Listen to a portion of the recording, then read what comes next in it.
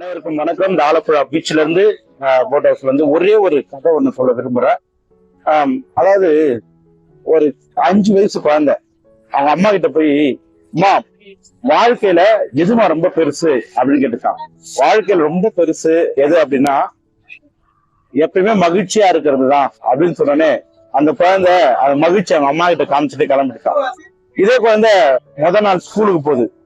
நாள் ஸ்கூலுக்கு போனாலே மிஸ் என்ன கேட்பாங்க நம்மள வழக்கமா, நீ என்னவாக விருப்பப்படுற அப்படின்னு கேட்பாங்க இல்லையா? அந்த மாதிரி அந்த குழந்தைகிட்ட நீ என்னவாக விருப்பப்படுறன்னு எல்லா கிளாஸ்ல இருக்க ஒரு குழந்தைகிட்ட கேக்குறாங்க. சிலர் டாக்டர் ஆகணும், சிலர் வக்கீல் ஆகணும், சிலர் நீதிபதி ஆகணும் அப்படின்னு சொல்லி பதில் சொல்லிட்டே போறாங்க.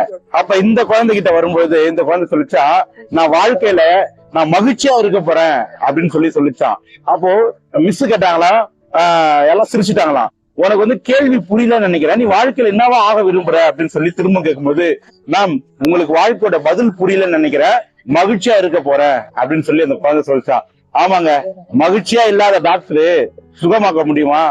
மகிழ்ச்சியா இல்லாத ஒரு வக்கீலு தன்னுடைய கிளைண்ட்டுக்காக போராட முடியுமா? எல்லாரும் எதை நோக்கி போறாங்கன்னா அந்த மகிழ்ச்சியை நோக்கி போறாங்க அப்படின்றதுதான் நிதர்சனமான உண்மை. அந்த குழந்தை சொல்றதாங்க ரொம்ப கரெக்டான பதில். நம்முடைய வாழ்க்கையிலயும் நம்ம மகிழ்ச்சியை தேடி அலையறன்ற பேர்ல என்னென்னமோ பண்ணிக்கிட்டு இருக்கங்க. தூக்கி போட்டு அந்த மகிழ்ச்சியை பிடிச்சிங்க, வாழ்க்கையில முன்னேறுங்க. நன்றிங்க.